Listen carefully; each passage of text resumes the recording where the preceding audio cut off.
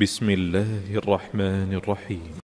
يا أيها الذين آمنوا شهادة بينكم إذا حضر أحدكم الموت حين الوصية اثنان ذوى عدل منكم أو آخران من غيركم إن أنتم ضربتم في الأرض فأصابتكم مصيبة الموت تحبسونهما من بعد الصلاة فيقسمان بالله إن ارتبتم لا نشتري به ثمنا ولو كان ذا قربى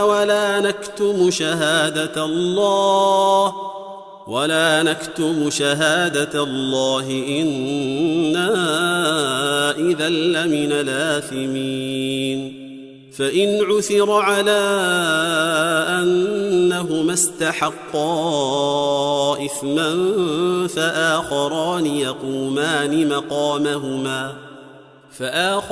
يقومان مقامهما من الذين استحق عليهم الأوليان فيقسمان بالله لشهادتنا أحق من شهادتهما وما اعتدينا إنا إذا لمن الظالمين.